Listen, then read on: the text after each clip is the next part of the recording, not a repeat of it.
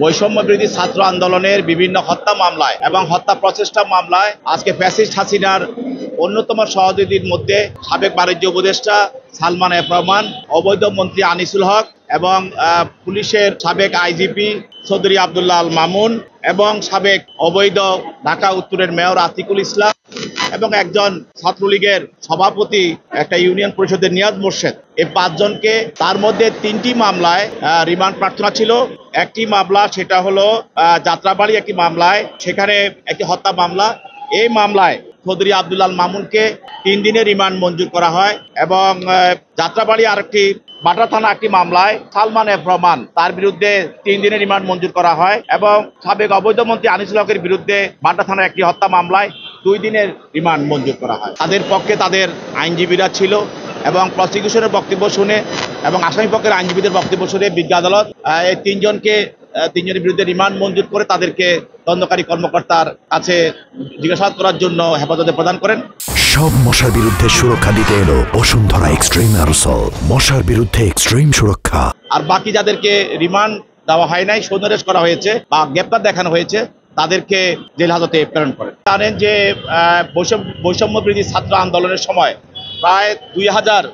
ছাত্র জনতা আন্দোলনে গুলিতে নিহত হয় এবং 20,000-এর উপরে ছাত্র জনতাকে গুলি করে আহত এবং পঙ্গু করে দেওয়া হয়। চোখ হারিয়ে অনেকে, তার হাত পা হারিয়ে অনেকে এখন মানবত জীবন যাপনও করছে। এইসব মামলাগুলোতে আমরা বলেছি যে এই মামলাগুলোতে যারা অপরাধমূলক ষড়যন্ত্রের সঙ্গে জড়িত, যারা ফ্যাসিস্ট হাসিনাকে বিভিন্ন সময়ে বৈঠক করে তারা এই হত্যাযজ্ঞ চালানোর জন্য বিভিন্ন ধরনের পরামর্শ দিয়েছে, সহযোগিতা করেছে এবং ষড়যন্ত্র করেছে, তারা কিন্তু প্রত্যেকটি হত্যা মামলার সঙ্গে তারা সম্পৃক্ত হবে এবং প্রত্যেকটি হত্যা মামলায় তদন্ত করার সময় তদন্তকারী কর্মকর্তা যখন দেখছেন যে এই মামলাগুলোর পিছনে একটি বড় ষড়যন্ত্র আছে এবং যারা সরাসরি অংশগ্রহণ করেছে হত্যায় তাদেরকে এবং যারা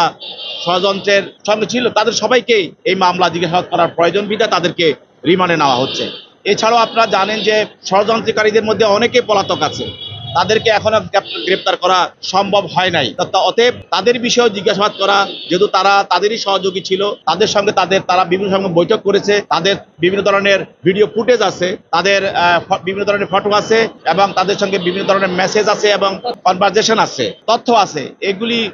মিলিয়ে দেখা এবং এগুলিকে পরীক্ষা করা এবং অন্যান্য তাদের যে সহযোগী ছিল যারা এখনো তাদেরকে ধরা ছোঁয়ার বাইরে, তাদের বিষয়ে এদের মাধ্যমে এগুলিকে আরো পরীক্ষা নিরীক্ষা করার জন্য প্রত্যেকটি মামলায়, হত্যা মামলায় এরা ষড়যন্ত্রকারীরা অবশ্যই রিমান্ডে তাদেরকে নেওয়ার প্রয়োজন হবে এবং পরবর্তীতে তদন্তকারী কর্মকর্তা তাদেরকে ক্রমান্বয়ে তাদেরকে রিমান্ডে নিবে এবং যে রিমান্ডগুলো পেন্ডিং আছে